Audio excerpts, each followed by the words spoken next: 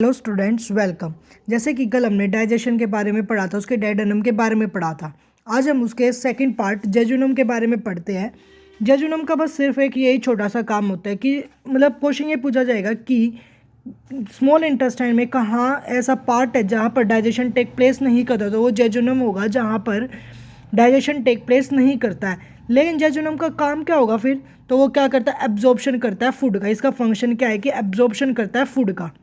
अब जैसे कि क्वेश्चन पूछा जाए आप लोगों से कि कहाँ पर फूड का एब्जॉर्प्शन होता है, किस डाइजेस्टिव पार्ट में फूड का एब्जॉर्प्शन होता है, तो आपका आंसर क्या होगा? स्मॉल इंटेस्टाइन होगा। लेकिन अगर क्वेश्चन में ये पूछा जाए कि मैक्सिमम एब्जॉर्प्शन कहाँ पर होता है, तो उसका आंसर क्या होगा? जेजुनम होगा। ठीक है, तो एब्जॉर्प्शन ऑफ फूड होगा स्मॉल इंटेस्टाइन के अंदर, लेकिन मैक्सिमम एब्जॉर्प्शन कहाँ पर होगा? जेजुनम के अंदर आएगा। नेक्स्ट पार्ट आता है हमारा इलम। इलम के अंदर क्या होगा? कंप्लीट डाइजेशन होगा, और मतलब जो डाइजेशन होगा वो कंप्लीट हो जाएगा यहाँ पर। और मैक्सिमम डाइजेशन कहाँ पर होगा? वो भी हमारा स्मॉल इंटेस्टाइन के अंदर होगा। कहाँ पर? इलम के अंदर। अब इलम के अंदर एक ग्लैंड होती है, इंटेस्टाइनल ग्लैंड, और जो क्या सिक्रेट करेगी? Intestinal juice. अब इसके अंदर कुछ एंजाइम्स भी होते हैं। लैक्टोज हो गया, जो लैक्टोज ग्लूकोज प्लस गैलेक्टोज।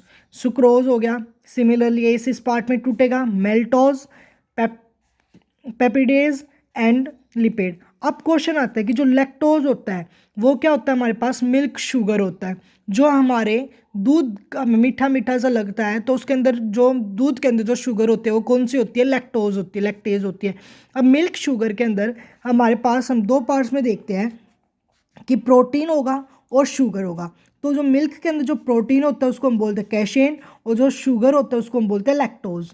ये बात आता है सुक्रोज। सुक्रोज जो गन्ने का जो रस होता है, हम केन शुगर जो होता है हम उसको बोलते हैं शुगर, या टेबल शुगर, या जो गन्ने का जो रस होता है केन शुगर, हम उसको बोलते हैं सुक्रोज।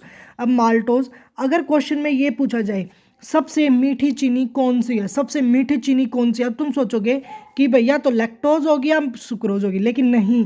सबसे मीठी जो चीनी होती है उसमें क्या होगा? फ्रुक्टोज। सबसे मीठी जो चीनी पाई जाती है वो कौन किस में पाई जाती है? फ्रुक्टोज। फ्रुक्टोज है क्या? जो फ्रूट्स होते हैं उनके अंदर जो मीठापन होता है वो फ्रुक्टोज की वजह से होता है। ठीक है, कि जो जो मीठे फल होते हैं उनके अंदर मीठापन किसकी वजह से होगा? फ्रुक्टोज की वजह से होगा। मोस्ट स्वीटेस्ट शुगर, मतलब सबसे ज़्यादा मीठा कौन है? फ्रुक्टोज शुगर है। उसके बाद हम नेक्स्ट टॉपिक पढ़ते हैं हमारे पास लार्ज इंटेस्टाइन। तो लार्ज इंटेस्टाइन में स्टूडेंट्स क्या देखेंगे हम?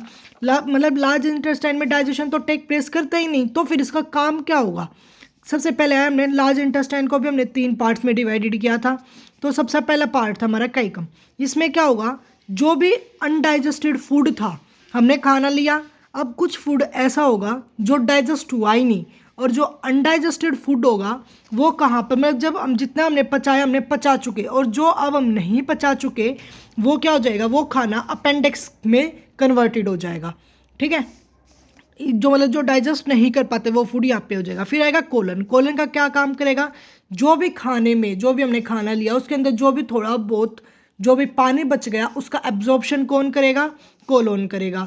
फिर आता है हमारे पास रेक्टम। रेक्टम हमारा जो होता है वो लास्ट पार्ट होता है। रेक्टम एक टेम्पररी स्टोरेज साइट होती है, जो फीसिस मतलब जो भी हम खाना जो भी बिल्कुल ही अनडाइजेस्ट हुआ हर चीज़ से, वो एक सॉलिड वेस्ट मटेरियल बन के हमारे एनस के थ्रू से हमारी बॉडी से निकल जाता है। तो आज के लिए इतना ही। आगे बस एक छोटा सा पार्ट और रह गया है, और कुछ इंपॉर्टेंट क्वेश्चंस जो हम इसमें नेक्स्ट वीडियो में पढ़ेंगे। तो आज के लिए इतना ही। धन्यवाद।